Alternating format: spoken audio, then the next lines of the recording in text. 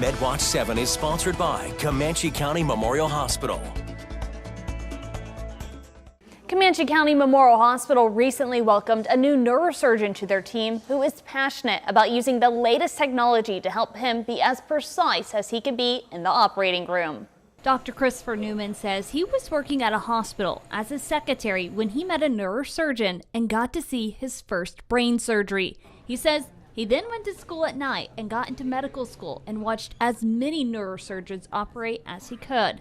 After graduating med school in 2007, he was attending for a higher level trauma in Florida before going to Ohio for 10 years. Now that he's in Oklahoma, he's using technology to help him be as precise as he can be. All of the technology that's available to use, I want to use here. So navigation, there's a microscope that we use. We do nerve testing during the surgery. I want to do the case the way I would want to have it done on me. He says this navigation was primarily used for cranial surgeries, but he's expanding its use. We can, in the operating room, register the patient's spine to intraoperative fluoroscopy or a CAT scan, and then this allows us to do very precise navigation so that we can put in pedicle screws. He says it helps him be precise to the millimeter on where he wants the screw to go. It helps me tremendously. I can't see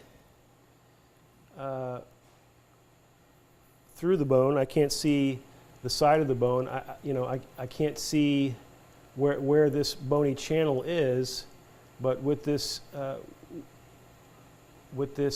navigation, I can see, exactly where I need to start, the direction of where the screw and the drilling and the tapping of the channel needs to happen.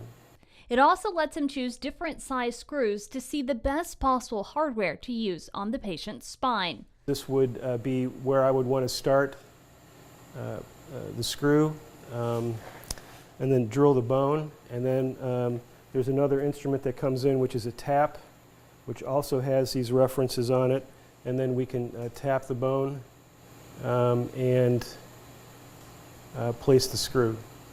Dr. Newman says there are several reasons for needing to do a spine surgery. He says it's vitally important for thoracic spine injuries because the bony channels are very small. You don't have a margin of error. You have to be right on the money to get that screw where it needs to go. The other thing is that there's no spinal cord in the lower part of the spine. It's a bunch of nerve roots, whereas in the thoracic spine, it's the actual spinal cord, and you can't move that, or it's not very forgiving. He also sees patients because of degenerative disease, arthritic changes, and degenerative disc disease, which causes a lot of pain, and he helps relieve the pressure off of the nerves and stabilize the spine. The third instance would be something where it's also a degenerative process, but bones are slipping one against the other, and that sliding down of one bone on the other is causing narrowing and pain, and that has to be stabilized. While he wants to help people get out of pain, he says he makes sure his patients have explored other options before resorting to surgery. For Medwatch 7, I'm Haley Wilson.